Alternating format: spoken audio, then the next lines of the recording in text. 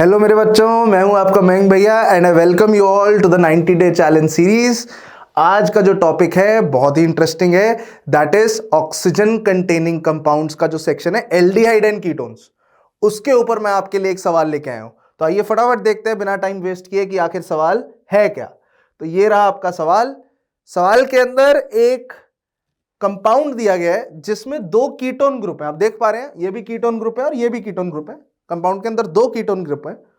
उसके ऊपर आपको दे दिया गया ETO माइनस और साथ में दे दिया गया हीट, और आपसे पूछ लिया गया मेजर प्रोडक्ट बताइए। तो यहाँ पे एक कार्बन है, फिर उसका C डबल बॉन्ड O है, मतलब बाकी जो वैलेंसीज नहीं लिख रहा वो हाइड्रोजन है, ठीक है। एक कार्बन, दो कार्बन, तीन कार्बन, चार कार्बन। तो इसके बाद हमारा 1 2 3 4 चार कार्बन लग गए।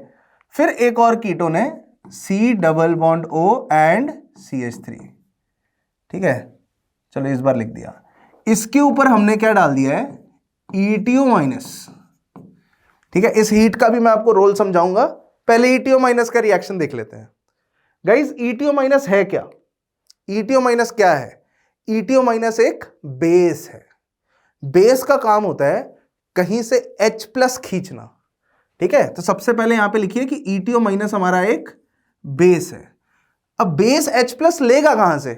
सबसे पहले आप समझिए कि एक सिमेट्रिक मॉलिक्यूल है, यहां से ले या यहां से ले फर्क नहीं पड़ता। तो मैं कोई एक साइड चूज कर लेता हूं, मान लेते हैं यहां से लेगा। तो यहां पे हमारे पास दो ऑप्शन है, या फिर यहां से ले सकता है या फिर यहां से ले सकता है।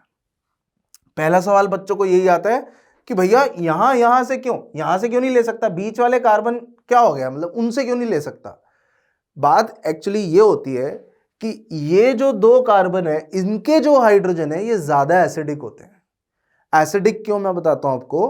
कि कहीं से आपने H प्लस लिया और जो कॉन्जुगेट बेस रह गया, मतलब बहुत सिंपल सी थ्योरी है कि कहीं से आप H प्लस ले लो और जो बची हुई चीज बनेगी अगर वो स्टेबल है तो H प्लस निकालना आसान है। आई थिंक आप कनेक्ट कर रहे होगे कि H प्लस वो अच्छे से निकाल सकता है जिसका कॉन्जुगेट बेस स्टेबल हो। तो वही यहां पे हो रहा है, या फिर आप H प्लस यहां से निकालोगे या फिर यहां से। कॉन्जुगेट बेस की स्टेबिलिटी को एक्सप्लेन करने का क्या रीजन है, यहां पे जब नेगेटिव आएगा ना तो वो रेजोनेंस में होगा, मतलब इस C डबल बॉन्ड O के साथ रेजोनेंस में होगा। तो ऐसा बोला जाता है जहां पे C डबल बॉन्ड O है उसके आसपास वाले, दैट इज अल्फा पोजीशन बोलते हैं उसे, अल्फा पोजीशन से H प्लस निकलता है। या फिर वो अल्फा पोजीशन ये भी हो सकती है या फिर वो अल्फा पोजीशन ये भी हो सकती है। अब डाउट आ गया, लेफ्ट और राइट। सोचो लेफ्ट या राइट, लेफ्ट या राइट। इसके ऊपर डिसाइड करने के लिए हम थोड़ा सा अगला स्टेप सोचेंगे कि अगले स्टेप में क्या होगा, उससे डिसाइड होगा कि लेफ्ट या राइट। देखो अगर यहां पे नेगेटिव आता है, अगर यहां पे नेगेटिव आता है तो ये नेगेटिव अगले स्टेप में क्या करेगा ये देखते हैं। जैसे यहां पे नेगेटिव आ गया, नेगेटिव के साथ एक इलेक्ट्रॉन पेयर भी आ गया, तो ये नेगेटिव यहां पे इस C डबल बॉन्ड O पे अटैक करेगा। इसको इंट्रामोलिकुलर न्यूक्लियोफिलिक अटैक बोलते हैं कि एक नेगेटिव आपने क्रिएट किया, उसने अंदर ही अंदर अटैक कर दिया। क्या चीज बनेगी जरा देखते हैं। ये फर्स्ट कार्बन है, ये सेकंड है, ये थर्ड है, ये फोर्थ है, फिफ्थ है। That means you will get a 5 membered ring. इसमें भी मैं क्लॉकवाइज नंबरिंग कर देता हूं, 1 2 3 4 और 5। फर्स्ट कार्बन पे क्या लगा हुआ है, मिथाइल और OH, मिथाइल एंड OH, ये आपका फर्स्ट कार्बन पे लगा हुआ है।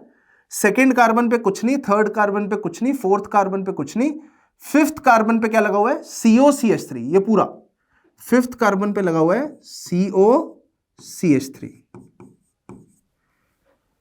तो अगर मैं लेफ्ट वाली अल्फा पोजीशन से H प्लस निकालता हूं तो ये चीज बनती है, ठीक है। लेकिन अगर मैं राइट वाली पोजीशन से H प्लस निकालूंगा, यहां पे नेगेटिव आएगा, तो बेटा 5 6 7, तो instead of 5 membered ring I will get a 7 membered ring. 7 membered ring की स्टेबिलिटी ज्यादा होती है या 5 मेंबर्ड रिंग की स्टेबिलिटी ज्यादा होती है? अगर आपको पता है आंसर इसका तो बहुत अच्छी बात है, 5 मेंबर्ड रिंग की स्टेबिलिटी ज्यादा होती है। दैट मींस यहीं पे अटैक होगा, यही चीज बनेगी। Once you are done till here, यहां तक अगर आपकी कहानी हो गई है, नेक्स्ट स्टेप में क्या करना है, हीट करना है और मेजर प्रोडक्ट निकालना है। वैसे तो अब कंफ्यूजन नहीं है, आपने यहां तक बना लिया तो फीलिंग आ रही है यही बनेगा, क्योंकि 5 मेंबर रिंग वाला तो एक ही ऑप्शन है, तो उस तरीके से आंसर तो सीधे सीधे सी बन जाता है ना। बट मैं आपको अगला स्टेप भी बताता हूं, यहां से यहां तक पहुंचेंगे कैसे। तो गाइज नेक्स्ट स्टेप के अंदर आपके पास एक ETO माइनस और आता है, वो फिर से बेस की तरह एक्ट करता है, फिर से H प्लस लेता है। कहां से H प्लस लेता है? यहां से, ये वाला H, ठीक है। अगेन वो C डबल बॉन्ड के बगल वाला H, फिर से इस ETO माइनस ने H प्लस लिया। जैसे ही H प्लस लिया, क्या चीज बनी? 5 मेंबर रिंग। यहां पे C डबल बॉन्ड CH3, ठीक है।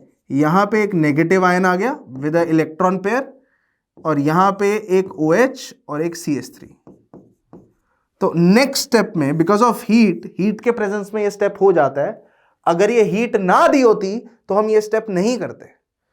हीट के प्रेजेंस में ये इलेक्ट्रॉन पेयर अटैक करेगा और OH माइनस लिविंग ग्रुप की तरह निकल जाएगा। ये इलेक्ट्रॉन पेयर अटैक करेगा, OH माइनस लिविंग ग्रुप की तरह निकल जाएगा। फाइनली आपको क्या चीज मिलेगी? CH3 डबल बॉन्ड O, है ना। फिर ये 5 मेंबर्ड रिंग जिसके यहां पे एक CH3 लगा हुआ है, और यहां पे बीच में एक double bond C double bond C आ गया। ये स्टेप कब होता है? हमेशा नहीं होता। ये स्टेप कब होता है? जब आपको हीट दी गई हो। अगर हीट नहीं दी गई हो तो आंसर ये है, अगर हीट दी गई हो तो आंसर ये है। एलिमिनेशन तब होती है जब हीट दी गई है। अब आप देखिए यहां पे हीट दी गई है ना, इसीलिए आंसर आपका C आ रहा है, ठीक है। इस रिएक्शन को आप एल्डोल कंडेंसेशन रिएक्शन के नाम से भी जानते हैं। It's a very important reaction of oxygen containing compounds, है ना। आपको डेफिनेटली ये रिएक्शन चेकआउट करके जाना चाहिए जेईई मेंस में। तो गाइज आई रियली होप आपको इस कंटेंट को समझ के बहुत अच्छा लगा होगा, कंटेंट समझ आया होगा, ठीक है। ये जो चैप्टर है एल्डिहाइड एंड कीटोन्स वाला पार्ट ऑक्सीजन कंटेनिंग कंपाउंड्स का, इट्स वेरी इंपॉर्टेंट। बहुत सारे नेम रिएक्शंस हैं पर्टिकुलरली इस पार्ट के अंदर, तो प्लीज आप उन रिएक्शंस को जरूर देख के जाइए फॉर जेईई मेंस कमिंग 2024। तो गाइज अगर आपको मजा आया तो please like and subscribe our channel and बने रहिए हमारे साथ 90 डे चैलेंज वीडियो में। Take care.